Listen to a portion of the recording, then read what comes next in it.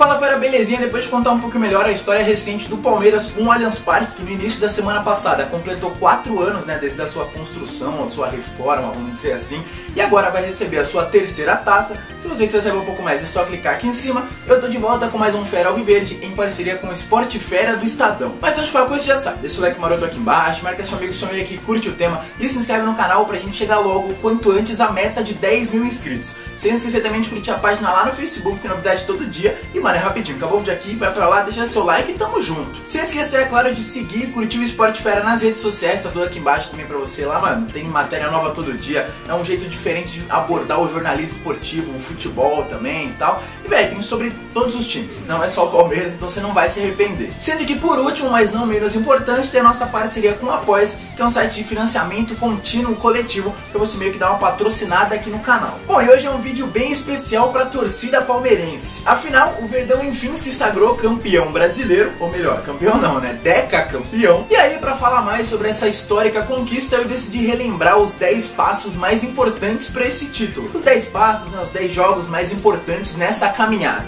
Ficou curioso? Então confere aí.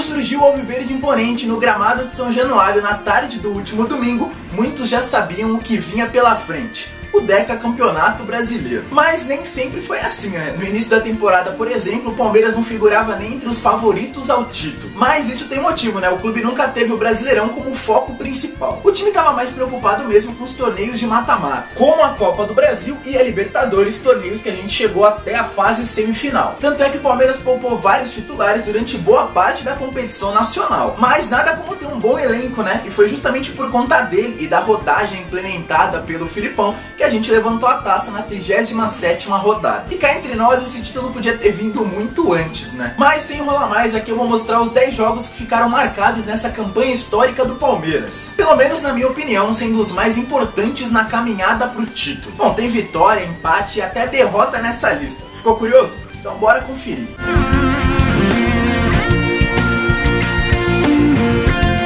O jogo marcante do Palmeiras no Brasileirão desse ano aconteceu somente, né, pra mim, na 9ª rodada da competição. E foi contra o São Paulo, mas não só pelo fato de ser um clássico, que tem uma gigantesca rivalidade e tudo mais, mas sim pelo fato de que a gente tava a 2 rodadas sem vencer. Na verdade, a gente tava com 2 derrotas consecutivas. Algo inédito até então na temporada alviverde, né, o que já dava uns indícios de crise. E tinha mais, o São Paulo tava num ótimo momento, liderava a competição e tal, né, brigava com o Flamengo lá, e mano, podia pela primeira vez pontuar no Allianz Parque. E quando a bola rolou, foi justamente o time visitante quem largou em vantagem, com Marcos Guilherme aos 31 minutos do primeiro tempo. Só que depois disso, assim como no estadual, o Verdão reagiu com o William, que marcou aos 10 e aos 21 da etapa final.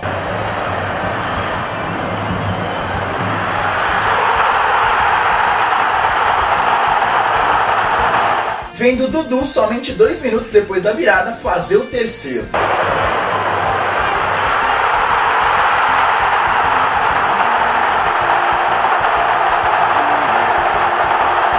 Essa foi a 7ª derrota do tricolor em 7 jogos na casa palmeirense. Sendo que com o tabu mantido, o São Paulo perdeu a chance de assumir pela primeira vez a liderança do Brasileiro, que estava nas mãos do Flamengo. E a gente conseguiu subir, enfim, para o 11º lugar.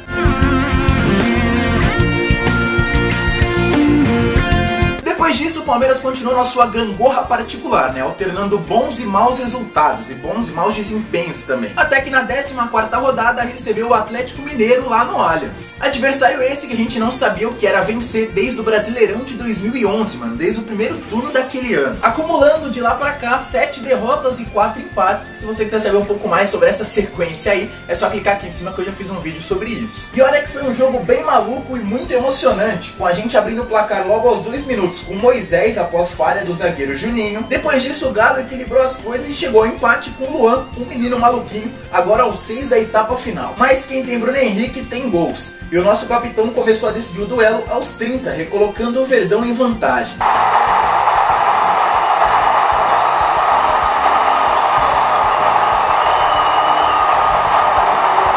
Vantagem essa que acabou 5 minutos mais tarde, quando Xará voltou a igualar o marcador. Mas aos 47, no apagar das luzes, Daverson desviou de cabeça e Bruno Henrique deu a vitória ao Palmeiras.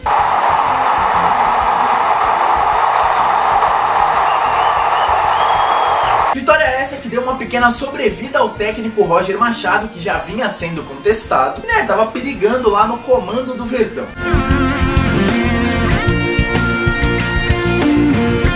Mas por falar em Roger Machado, essa sobrevida acabou uma rodada depois, numa derrota que é bem marcante para a temporada do Palmeiras, que aconteceu na 15ª rodada, lá no estádio do Maracanã, contra o Fluminense, no grande reencontro de Gustavo Scarpa com seu ex-clube, que levou a melhor sobre o Palmeiras por 1-0 com gol irregular de Gilberto, aos 42 minutos do primeiro tempo.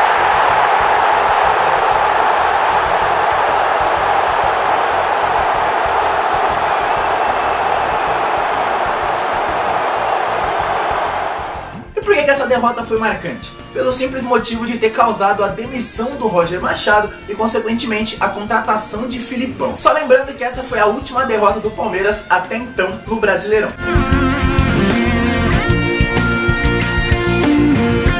Aí, em meio à disputa de outras competições, como a Copa do Brasil e a Libertadores, o Palmeiras foi mesclando o time no Campeonato Brasileiro e montando meio que uma equipe alternativa, um time reserva e tal. E foi justamente com esse time B, vamos dizer assim, que o Palmeiras encarou ninguém menos que o Internacional na 21ª rodada, lá no Beira-Rio, precisando trazer um bom resultado para continuar brigando na parte alta da tabela, justamente com o Inter, que era um dos líderes da competição. E mesmo sem a maioria dos titulares, o Verdão conseguiu arrancar um ótimo resultado em território inimigo, sem tirar o 0 do placar e permanecendo na caça aos líderes.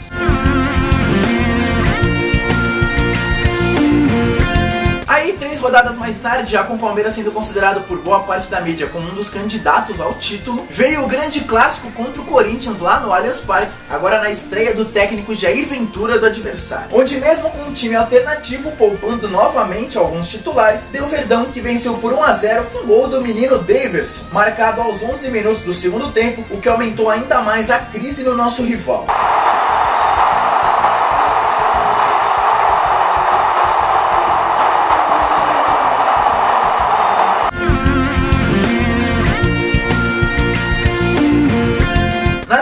Novamente 3 rodadas depois, veio um difícil embate contra o Cruzeiro no estádio do Pacaembu, onde os dois times jogaram com as reservas logo depois eles terem eliminado a gente da Copa do Brasil. Ou seja, a gente precisava dar o troco, E ele veio num jogo bem movimentado, onde o Palmeiras abriu o placar com o Lucas Lima aos 22 minutos.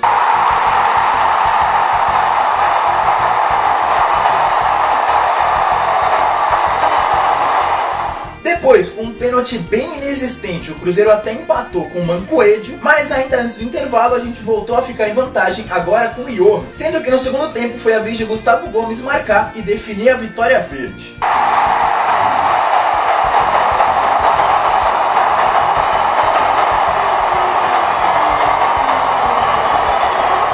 Sendo que com esse triunfo o Palmeiras assumia pela primeira vez a liderança do Brasileiro, de onde não saiu mais até faturar a taça.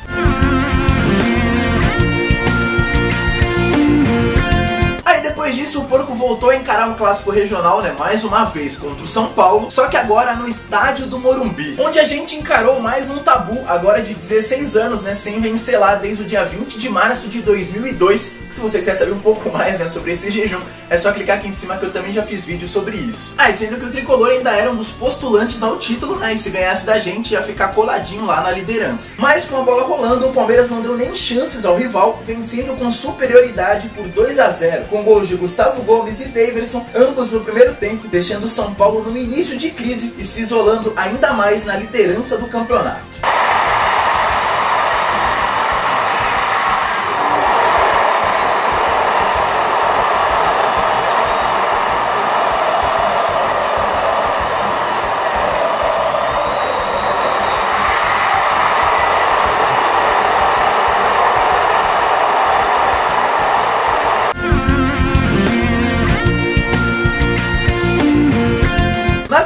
Foi é vez de voltar a jogar fora de casa e medir forças com o Flamengo no Maracanã. Sim, o palco da última derrota do clube e agora bem numa sequência bem foda na temporada, onde além dos jogos importantes e difíceis no Campeonato Brasileiro, a gente também dividia atenções com a semifinal da Libertadores, justamente contra o Boca Juniors. Ou seja, mano, o melhor resultado era não perder pro Flamengo, que era nada menos que o vice-líder da competição. E foi justamente o que aconteceu, com a gente abrindo o placar no início do segundo tempo com o Dudu.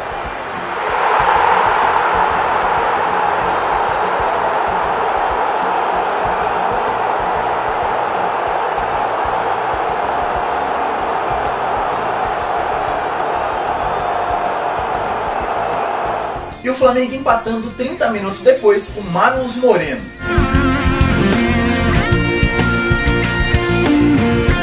E olha que as coisas continuaram complicadas, né, com o Palmeiras recebendo ninguém menos que o Santos na rodada seguinte, onde a gente encarou um adversário em ascensão no campeonato, que até então brigava por uma vaga na Libertadores, no grande reencontro do Verdão com o técnico Cuca. Só que quando a bola rolou, tudo indicava que seria um jogo bem tranquilo, já que o Verdão conseguiu abrir 2 a 0 ainda no primeiro tempo com Dudu e Edu Dracena.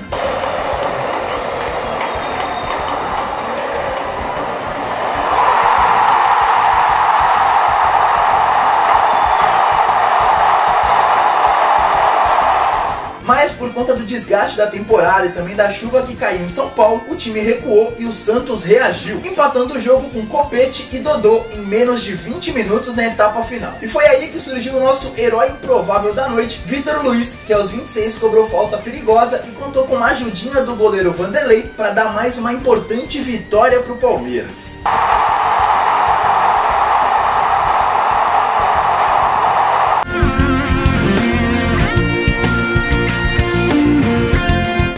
Chegamos ao jogo 10, a penúltima rodada da competição, né, que aconteceu no último domingo, onde o Palmeiras pela primeira vez dependia só dele para conquistar o título de forma antecipada. E conseguiu, graças à ótima jogada de Dudu, o lindo passe do William e o gol do menino Davis.